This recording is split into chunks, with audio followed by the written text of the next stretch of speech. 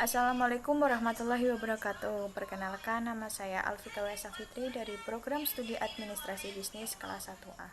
Di sini saya akan menjelaskan mengenai urgensi dan tantangan ketahanan nasional dan bela negara. Di sini saya akan menjelaskan mengenai yang pertama konsep dan urgensi ketahanan nasional dan bela negara. Dan yang kedua yaitu perlunya ketahanan nasional dan bela negara. Dan yang ketiga yaitu menggali sumber historis, sosiologis, politik dan tentang ketahanan dan bela negara. Yang keempat yaitu mendeskripsikan esensi dan urgensi ketahanan nasional dan bela negara. Secara etimologi, ketahanan berasal dari kata tahan, yang berarti tabah, kuat, dan menguasai diri, serta gigih dan tidak kenal menyerah. Sedangkan kata nasional berasal dari kata nation, yang berarti bangsa sebagai pengertian politik.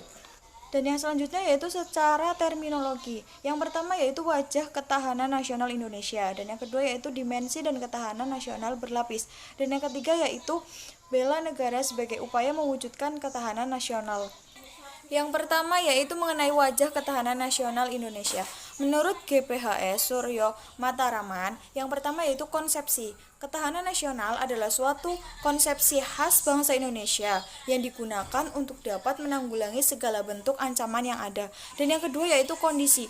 Ketahanan nasional dirumuskan sebagai kondisi yang dinamis, sebab kondisi itu memang senantiasa berubah dalam arti dapat meningkatkan atau menurunkan kondisi itu, dan itu bersifat statis. Dan yang ketiga yaitu strategis. Ketahanan nasional dipandang sebagai cara atau pendekatan dengan menggunakan ajaran Astragatra. Dan yang selanjutnya itu menurut GBHN tahun 1998. Yang pertama yaitu ketahanan nasional yang mencerminkan keterpaduan antara segala aspek kehidupan nasional bangsa secara utuh dan menyeluruh. Dan yang kedua yaitu ketahanan nasional adalah kondisi dinamis yang merupakan integrasi dari kondisi tiap aspek kehidupan bangsa dan negara. Dan yang ketiga yaitu ketahanan nasional yang meliputi ketahanan ideologi, ketahanan politik, ketahanan ekonomi, ketahanan sosial budaya, dan ketahanan pertahanan dan keamanan. Ketahanan nasional meliputi yang pertama, ketahanan ideologi adalah kondisi mental bangsa Indonesia yang berlandaskan akan keyakinan kebenaran ideologi Pancasila dan mampu menangkal penetrasi ideologi asing serta nilai-nilai yang tidak sesuai dengan kepribadian bangsa. Yang kedua yaitu ketahanan politik adalah kondisi kehidupan politik bangsa Indonesia yang mengandung kemampuan memelihara sistem politik yang sehat dan dinamis serta kemampuan menerapkan politik luar negeri yang bebas dan aktif. Dan yang ketiga yaitu ketahanan ekonomi adalah kondisi kehidupan perekonomian bangsa Indonesia yang berlandaskan dengan Pancasila dan yang mengandung kemampuan memelihara stabilitas ekonomi yang sehat dan dinamis. Dan yang keempat yaitu ketahanan sosial dan budaya adalah kondisi kehidupan sosial budaya bangsa Indonesia yang dijiwai kepribadian nasional yang berdasarkan Pancasila.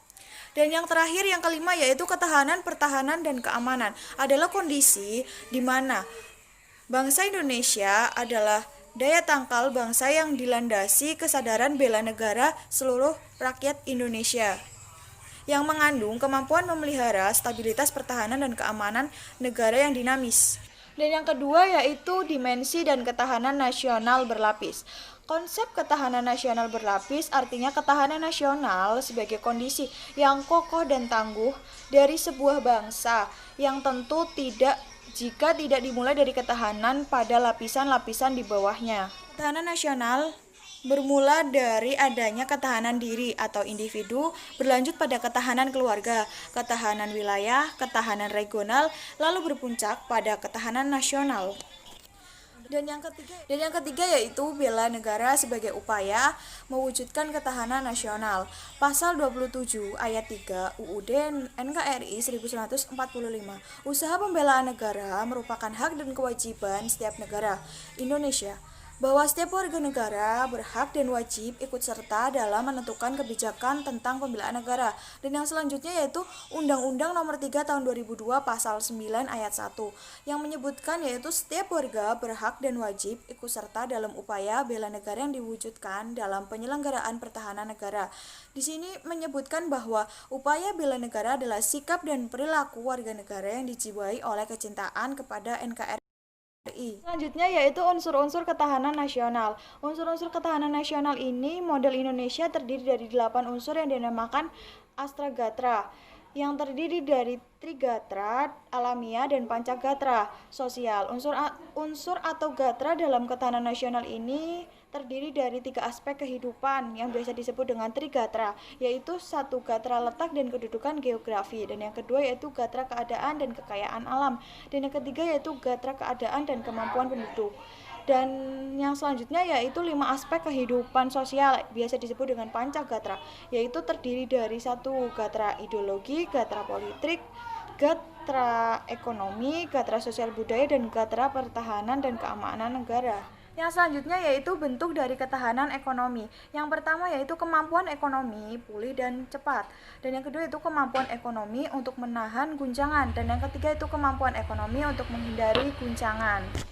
Faktor-faktor apa saja yang mempengaruhi ketahanan ekonomi? Yang pertama yaitu sumber daya manusia, dan yang kedua yaitu APBN atau perpajakan, dan yang ketiga yaitu stabilitas atau sospol, dan yang keempat yaitu perdagangan dalam negeri atau luar negeri, dan yang kelima yaitu lokasi geografi, dan yang keenam sumber daya alam darat maupun laut, dan yang terakhir yaitu efisiensi pengelolaan.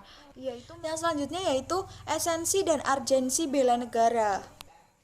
Bela negara merupakan perwujudan warga negara dalam upaya mempertahankan dan meningkatkan ketahanan nasional bangsa. Bela negara mencakup bela negara secara fisik maupun non-fisik. Bela negara secara fisik yaitu menanggul senjata dan menghadapi musuh secara militer.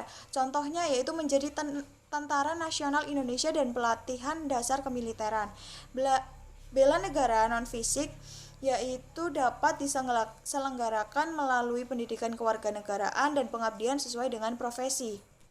Bela negara secara non-fisik dapat dilakukan dalam bentuk apa saja sih?